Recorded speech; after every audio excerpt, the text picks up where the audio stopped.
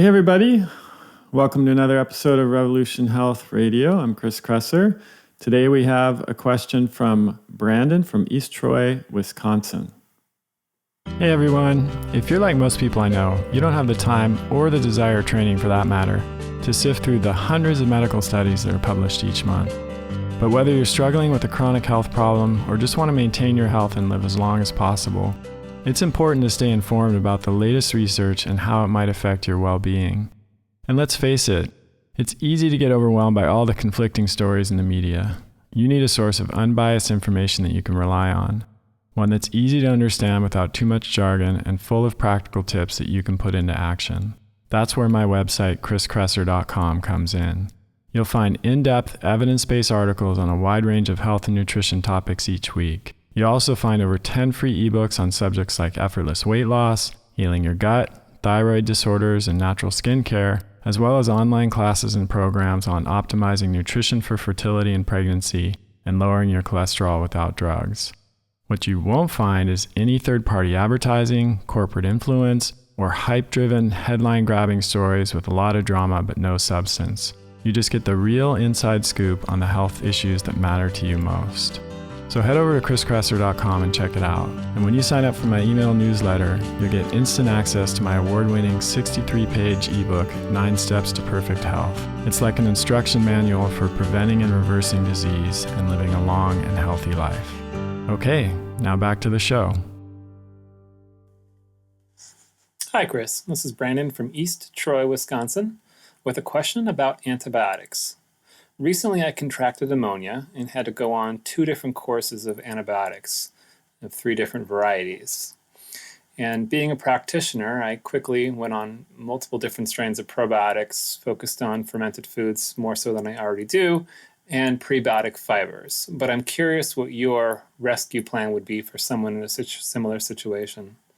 As a corollary question, I'm curious if there's any evidence suggesting that someone who receives intravenous antibiotics accrues less damage to their gut microbiome.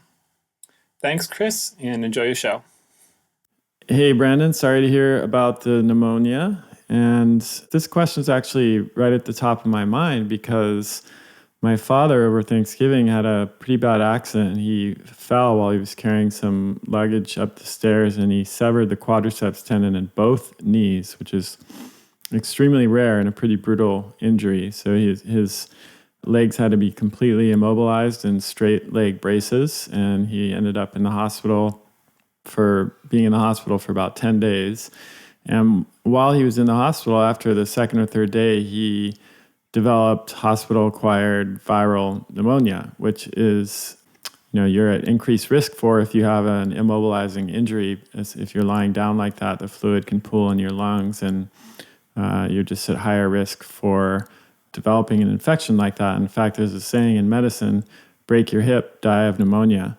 So this was a pretty serious thing, and we were having a family reunion for Thanksgiving, so I was fortunately there, as were a lot of my family members, and I was able to play a direct role in his care while I was there, which I felt strongly about because the hospital in many ways is a pretty scary place to be when you're sick, ironically. Certainly, conventional medicine is amazing in a lot of different ways, and trauma and acute care is pretty spectacular in certain ways. But as I'm sure many listeners know, that there are real risks to being in the hospital, developing pneumonia, for example, as my father did, or C. difficile, Clostridium difficile, which is a very dangerous and potentially fatal gut infection that you can get in the hospital. So we were really watching him like a hawk, and particularly because early on with the pneumonia, it wasn't clear whether it was viral or bacterial. They put him on 3 different antibiotics, and that, of course, raises the risk of C. diff. And we were all uncertain about whether that was the best course of action because the testing was inconclusive. So once it became clear that it wasn't a bacterial pneumonia, I lobbied to get him off antibiotics as soon as possible.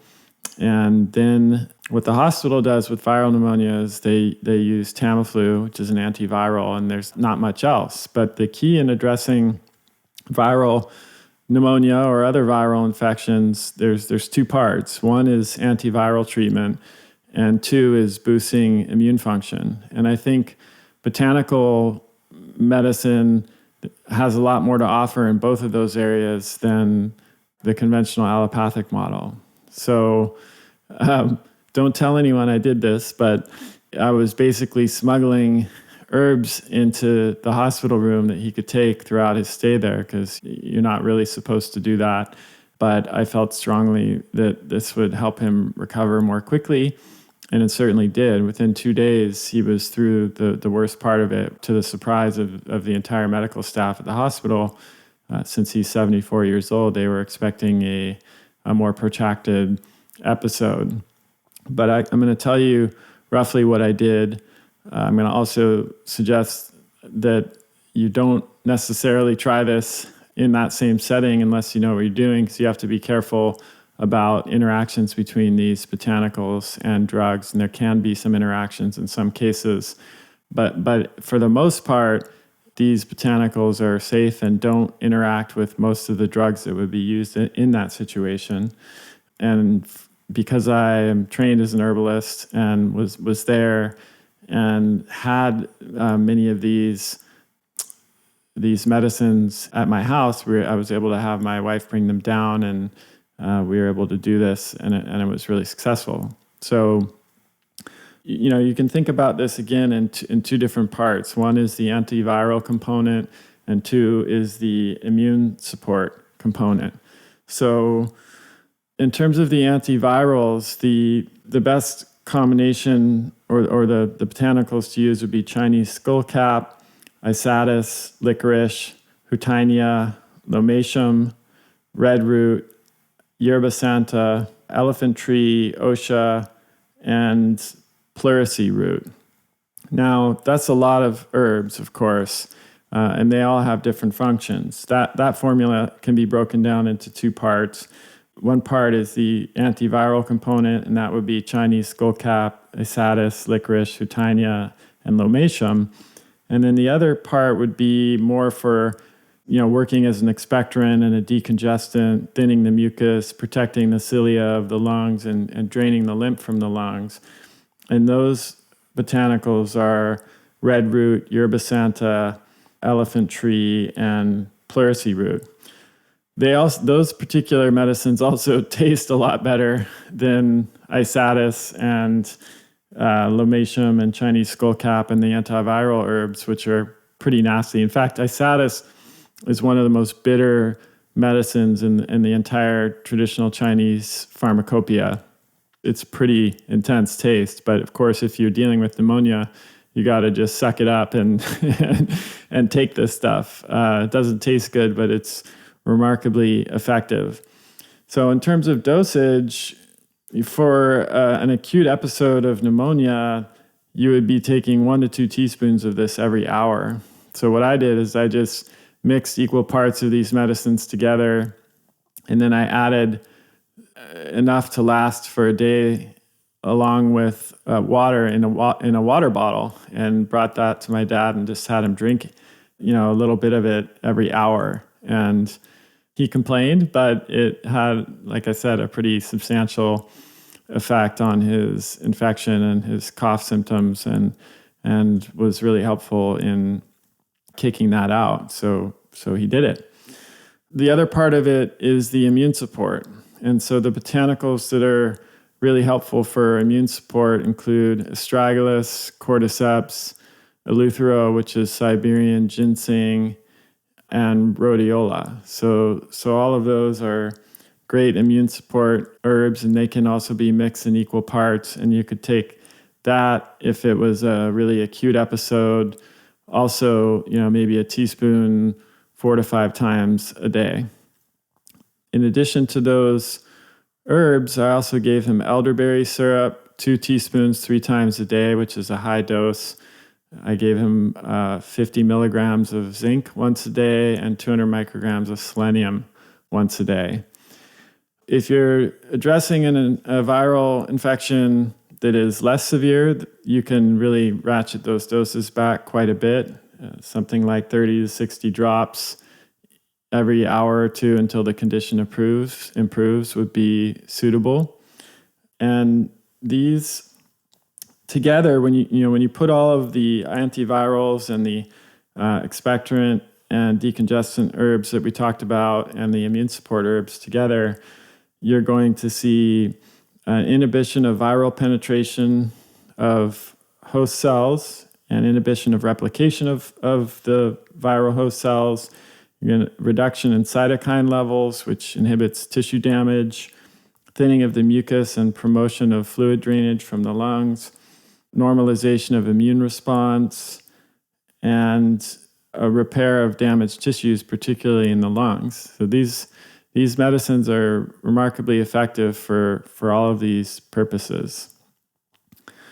In addition to the botanicals that we've just mentioned, and also the nutrients like zinc and selenium, if this is possible, it wasn't really as easy to do given the hospital setting. Making a very, very strong ginger juice tea can be a really helpful adjunct to this whole healing process. All of these botanical combinations, by the way, as well as this ginger juice tea recipe I'm about to give you, come from Stephen Buhner, who I've talked about before, who I think is one of the best herbalists that I'm aware of in the world. I've definitely learned a tremendous amount from his books and other resources. He has a book called Herbal Antivirals, which is fantastic. Highly recommend it. He has another book called Herbal Antibiotics, and then he has books on herbal treatment of Lyme disease and Lyme co-infections like Bartonella, Babesia. And if you're interested in botanical medicine or alternatives to antibiotics, I would highly recommend these books, especially if you're a practitioner. So the ginger juice tea is a combination of ginger, honey, and lime or lemon, and it is really intense. This is not, like the kind of tea that you buy in the store that has a mild ginger flavor. This is juicing 1 to 2 pounds of fresh ginger. So there are a couple different ways to do this. If you have a juicer, that's certainly the easiest way to do it because you're talking about 1 or 2 pounds. If you don't have a juicer and you're up for making smaller batches, you can just get a grater and you can peel the ginger and then grate it on the finest setting into kind of like a pulp. And then you either pour 3 to 4 ounces of the juice. If you have a juicer, you squeeze the pulp so that you generate 3 to 4 ounces of juice into a mug. You add 1/4 of a lime and squeeze that, a large tablespoon of honey, which has antiviral and antimicrobial properties and is also an expectorant and decongestant and really soothing for the cough and the lungs, 1/8 teaspoon of cayenne pepper, and 6 ounces of hot water. And you stir that really well, and then you just sip that throughout the day. I'm telling you, it's really intense. It's really hard to get down for many people, but it can have a profound effect on stopping viruses. And in fact, I use this with many of my patients, and we use it at home, and I just don't really get sick anymore. If I start to feel sick and I start drinking this tea and take some of these herbs, typically is gone within 24 hours, or I may get just a very, very mild version of it where, I feel a little bit tired, but I don't develop the full symptom picture that I used to get with colds and flus. So it's really powerful and potent mixture. So I think that's how I would approach the viral infection piece of this. But the other part of Brandon's question was around probiotics and how to restore proper gut microbiota function after taking antibiotics. So certainly probiotics are important. I think prebiotics are also important. I think bone broth is important. So for my dad, what we did is we had him drinking bone broth, a cup of bone broth 3 times a day. We also had him doing Saccharomyces boulardii, which I think is one of the most important probiotics you can take when you're taking antibiotics, because it's a beneficial fungus, actually not a bacteria, and so it's not susceptible to the action of the antibiotics, and it's one of the probiotics that has the most research behind it in terms of protecting the gut microbiota from antibiotics. Then another very broad spectrum, very high dose probiotic that can be helpful during antibiotic use is something like VSL number 3. It's a powder. I think it's 400 or 500 billion CFU per packet. And that is, just a really therapeutic dose to use in a situation like this to quickly restore the gut microbiome.